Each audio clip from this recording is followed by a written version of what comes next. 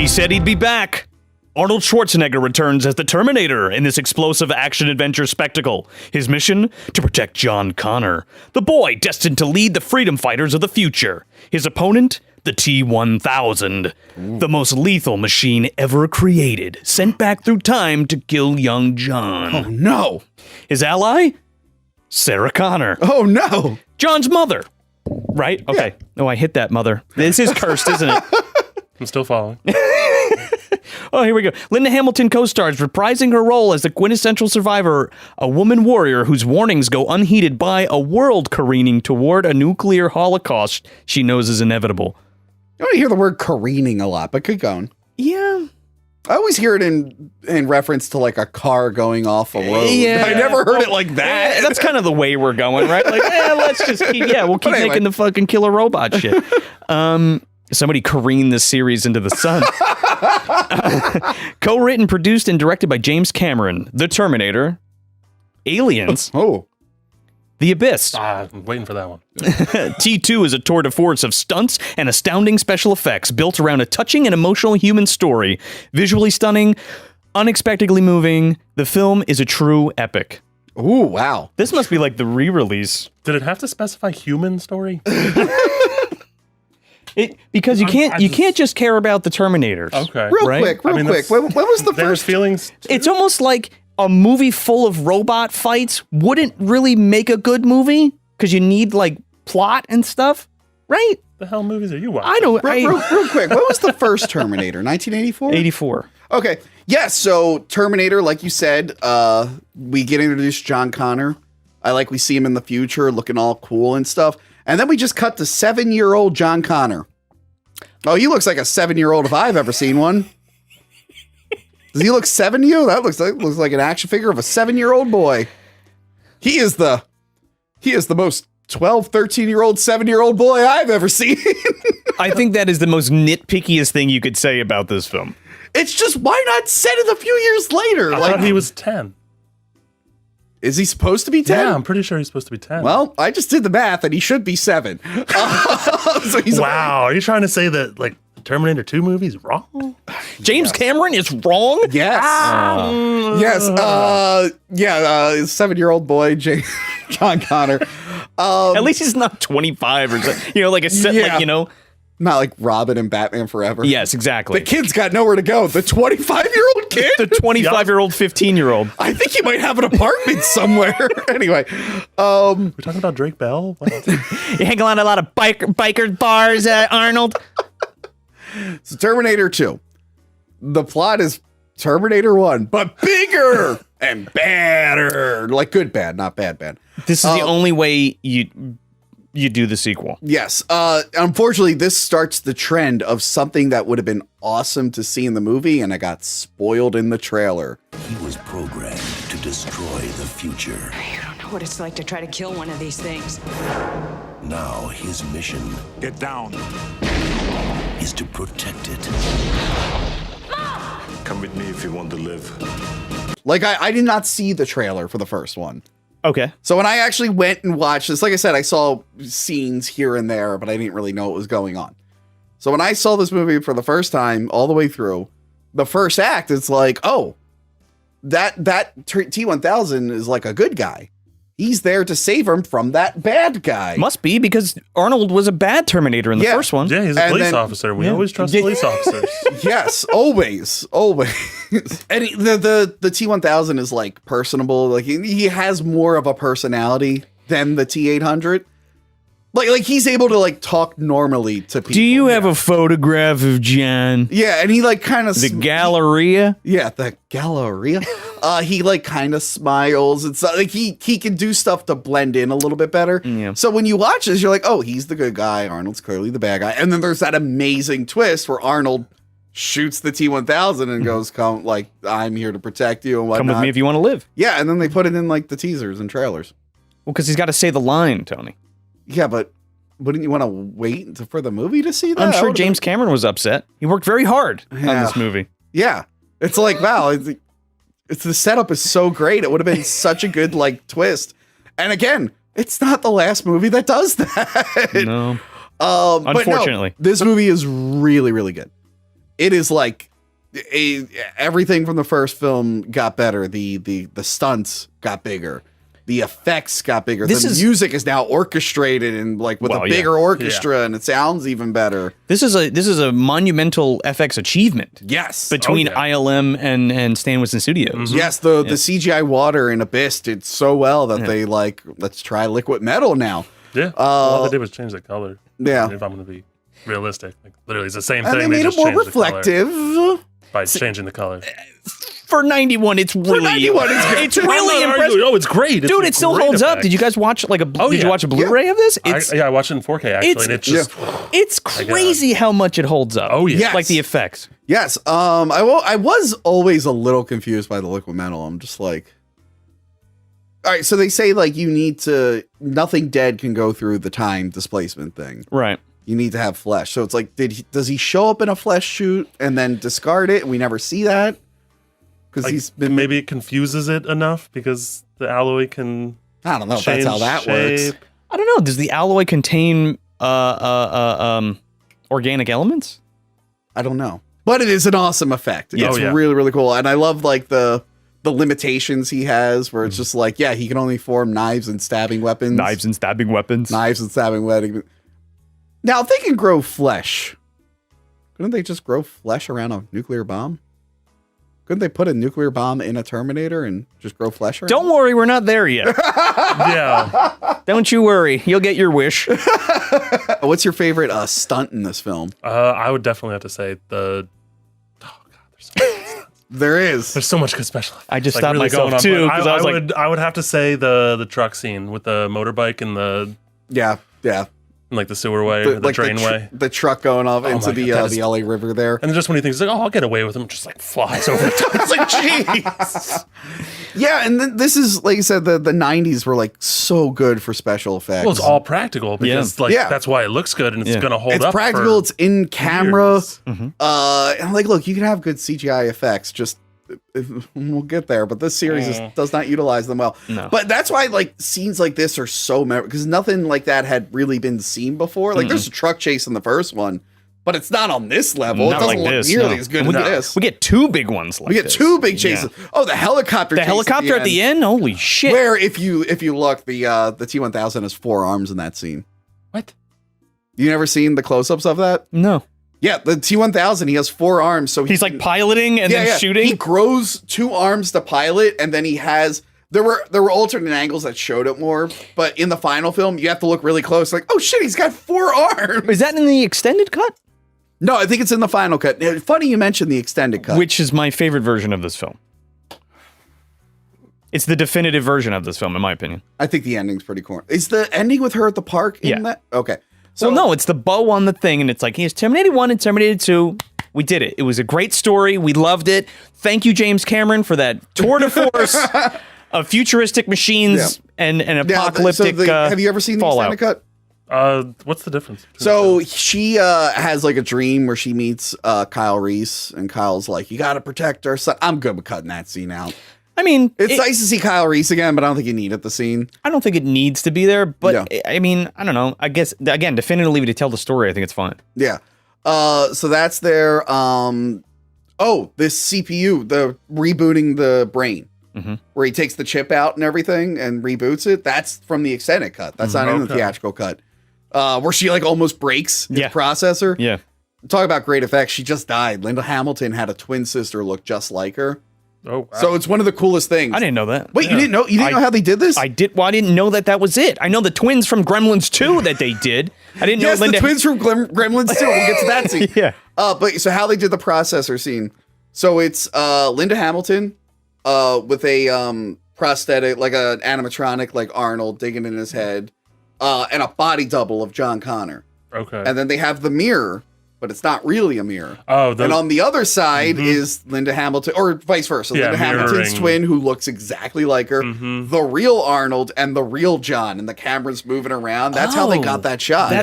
I know that they did that, but I didn't know that I didn't know they were twins. Yeah, Linda I knew Hamilton it was had an identical twin. I think she died last year or something. Insane. This is when it starts to take like a change from the original, where like there's this new element of we got to stop Judgment Day. Yeah. which I wasn't too into. I'm like, no, I want to see the robots. I want to see that eventually.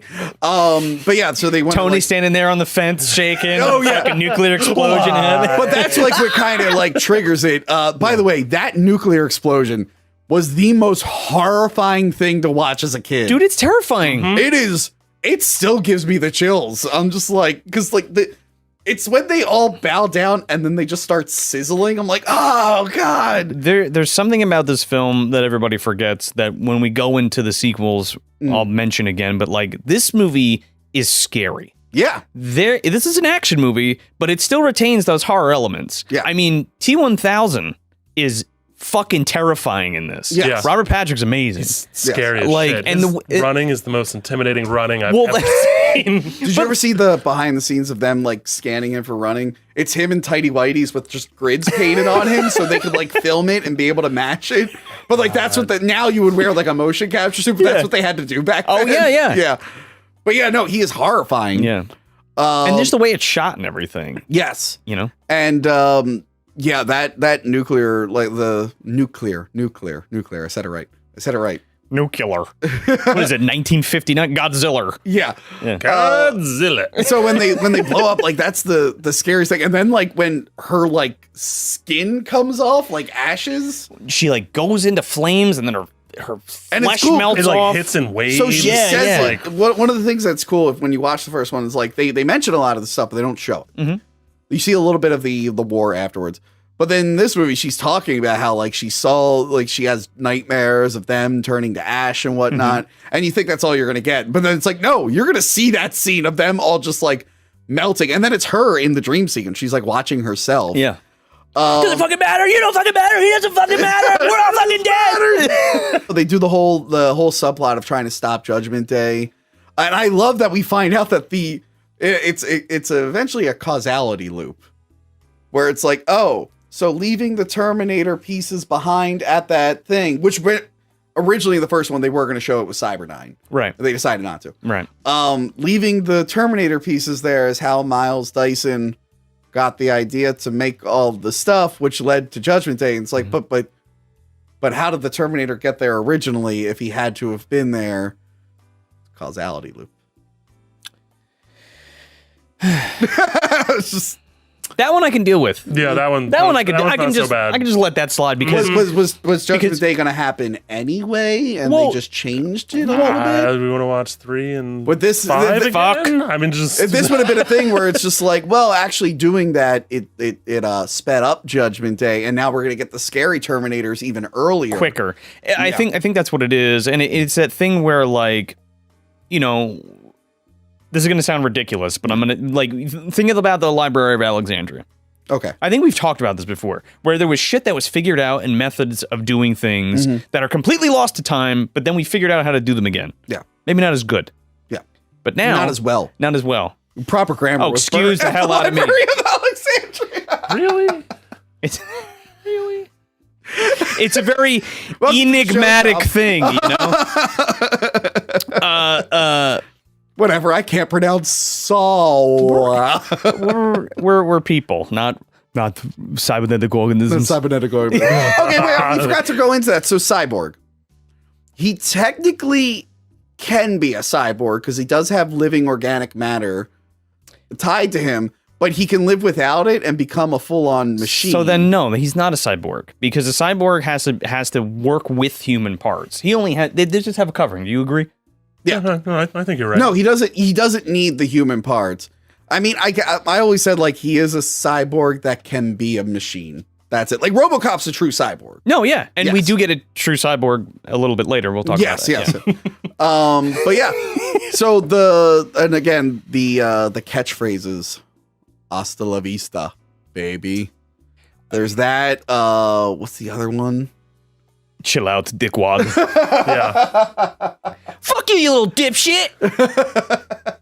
That was one of my favorite parts of the first one. Where he's like trying to think of what to say to the guy, and it's like "fuck you, asshole." Yeah, fuck you, asshole. Any negatives for you guys in this movie?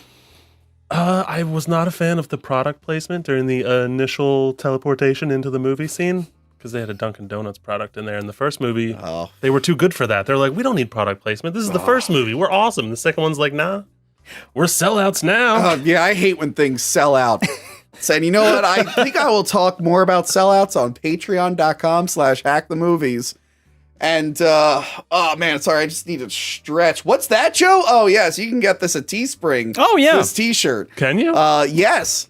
Still can't get the Tony Peak shirt. Still didn't get it back up on the store yet. Still having issues with that. But you can get this. Actually, no, you can't get this on Teespring. You can get this on the Screenwave Media Hack the Movie store. Oh, there you go. I Sorry, will Tony, figure out where can you get that shirt? I'd really like that shirt. Where the can I get Screenwave it? Media store is where you can get the red and white version of the shirt. I will be adding it to all merch stores soon. It'd be really Perfect. convenient if you put the link in the show notes. Yes, would. actually, you know what? There is a link to everywhere where you can buy merch for this show. Excellent. And you pick and choose what you like. Patreon, we got some good stuff on Patreon. And anyway, let's get back to this sellout of a movie. Yeah. So that's what you didn't like, the Dunkin' Yeah, I Donuts. didn't like that. And I mean, What about the Guns N' Roses music? Do you think that was just I'm into it. I had no issues with that. do you have any issues with this film? No. I'm going to say it again. 1 and 2, if you needed to do a sequel, this is the sequel. And then that's it. And again, that extended cut, maybe Battle Through Time, if you want to just Oh, we're getting there. tack it We're on. adding that into the thing. But that's the perfect package, man. The extended version of T2 and then the first movie, 1 and 2. Yes, and by the way, since you were asked about the extended cut, at the very end of the extended cut, it cuts to 1997, like a futuristic 1997. It's the one she sees in her dream. Yes, and Linda Hamilton is not like scary looking anymore. She looks like a normal old lady. And John Connor's there with his wife and his kid, and it's nice. And they're Yes, like, and it's like We did it. Stopped We stopped Judgment Day. The theatrical one really does end on kind of like, did we stop it? I don't think so, baby. Find we need more out. Terminator movies. Find out. But yeah, if I had to do one negative, I fucking hate John Connor in this. I hate him. I hate everything. I hate his stupid hair. I hate all his stupid lines. And watching this movie, I'm like, God damn, I really want the machines to win. Fuck this kid. I hate this kid. I don't like seeing good guy Arnold. I can never 100% buy good guy Arnold. Really? He's a robot. I know it makes sense for the story and everything, Yeah. for the twist that they spoiled. Yeah. But on a personal thing, like I always like, it's like me with Godzilla. Godzilla's mostly a good guy, but my favorites are the ones where he's a bad guy. So No, for me, sure. I'm just like, all right, I get it. I'm like, I don't really want to see like the Terminator hanging out with the stupid fucking kid. Like that's dumb. You're ageist. Yeah. It's the only movie where I find Edward Furlong tolerable. Not in The Crow, Wicked Prayer. Not in Pet Cemetery? Cemetery 2.